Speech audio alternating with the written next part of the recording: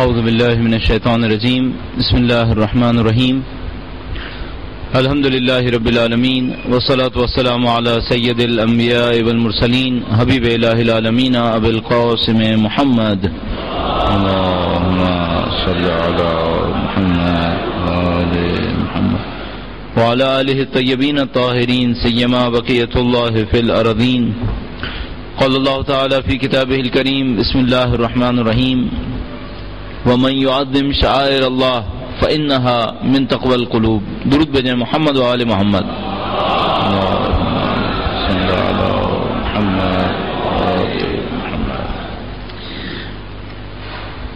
زن محترم، جیسے کہ آپ کے سامنے اناؤنس ہوا، دوسرا سیشن جنت البقیع کے انہدام کے حوالے سے ہے،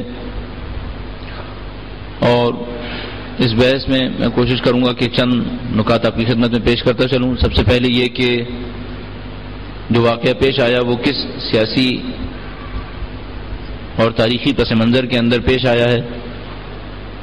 دوسرا معاملہ یہ کہ آل سعود کا یہ اقدام کن دینی بہانوں کے تحت پیش آیا ہے، اور تیسرا یہ کہ اس کے پیچھے کن سیاسی اہداف اور مقاصد کا آل سعود نے خیال رکھا ہے. اور آخر میں کوشش یہ بھی کریں گے کہ جانیں کہ آج کے زمانے میں آل سعود اپنی اس سازش کو کس طرح سے انجام دینا چاہیں گے. آیا ان کے موقف میں وہی سختی ہے جو 80 سال پہلے تھی، یا کوئی اور رنگ ہے جو اختیار کیا جاتا ہے. اور پھر ان تمام کے پیچھے ایک خاص کردار ہے جو ہمارے ذہن کے اندر ہے، جس کو ہم سفیانیت تعبیر کرتے ہیں. ہم اس کے بارے میں بھی چند نکات آپ کی خدمت میں عرض کرنا چاہیں گے. درود بھیجے گا محمد و آل محمد. صلی اللہ محمد و آل محمد. جیسے کہ ابھی برادر نے آپ کی خدمت میں بیان کیا کہ یہ واقعہ پہلی اور دوسری جنگ عظیم کے درمیان 1925 سال عیسوی یا 1924 سال عیسوی میں پیش آیا. اسلامی تاریخ ڈیفائن کرنے میں تھوڑی سی مشکل اس اعتبار سے ہے کہ ہمارے پاس جو اسلامی کیلنڈر کے سال بیان کیے گئے ہیں وہ کہیں پر 1344 ہجرہ بیان کیا گیا ہے، کہیں پر 1345 ہجرہ بیان کیا گیا ہے. اس اعتبار سے یا 1925 قرار پائے گا یا 1924 قرار پائے گا.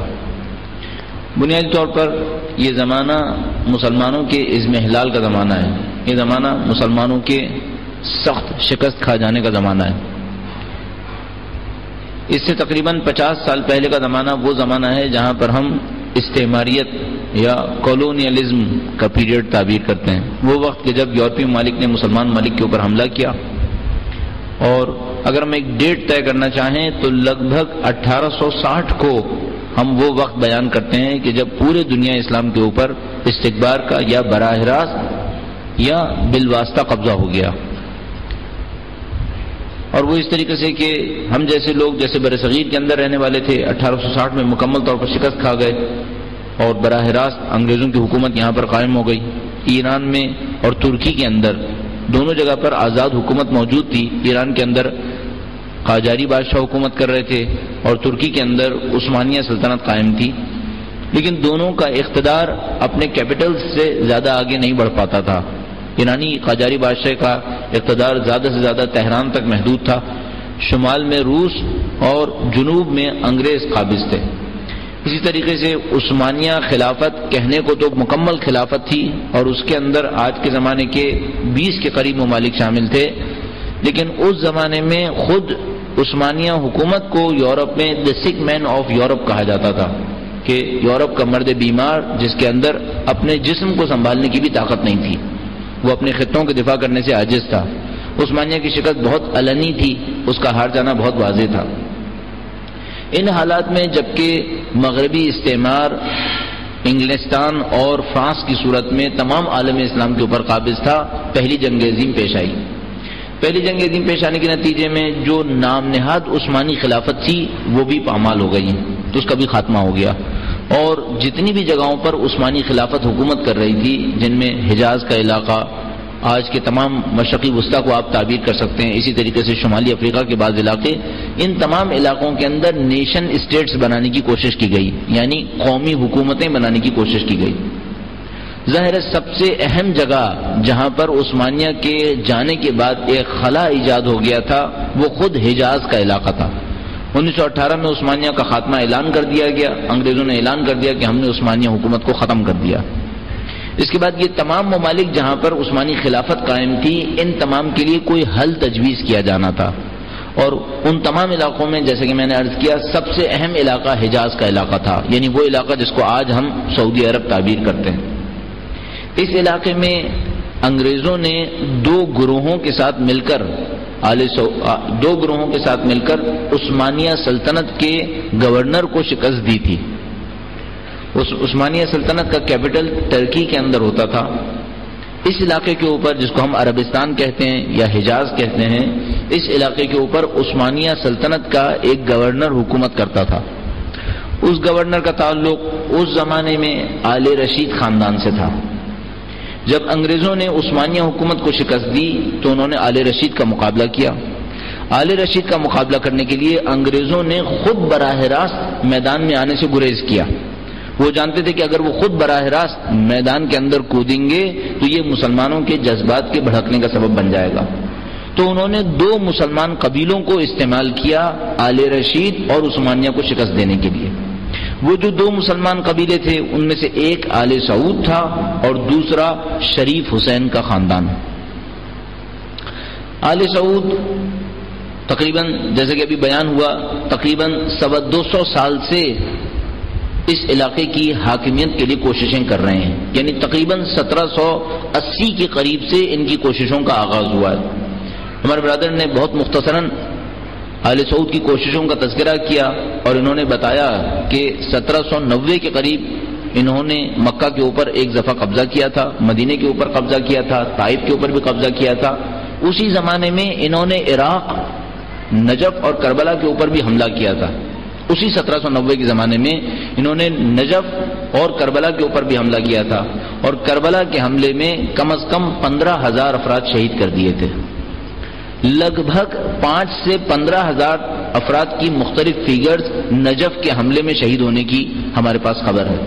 بے تحاشا نوادرات وہاں سے چوری کر لیے تھے، بے تحاشا وہاں سے جو مقبرے کی تزئینات میں چیزیں استعمال ہوئی تھیں وہ انہوں نے چوری کی تھی۔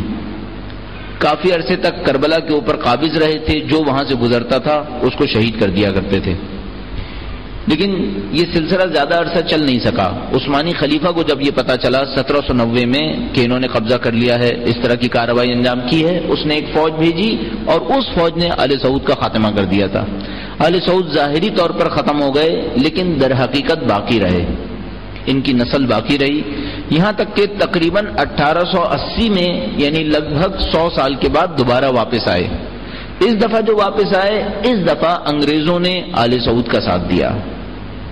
میں نے عرض کیا عثمانیہ سلطنت کا مقابلہ کرنے کے لیے ایک طرف سے وہ آل سعود کا ساتھ دے رہے تھے، دوسری طرف سے شریف حسین کا ساتھ دے رہے تھے۔ شریف حسین کا خاندان خود مکے کے رہنے والوں میں سے تھا، اس خاطر شریف حسین کا ساتھ دینا انگریزوں کے لیے لاجیکل بھی تھا کہ وہ اس کا ساتھ دیں اور اس کی مدد سے مکے کے گورنر کو شکست دے دیں۔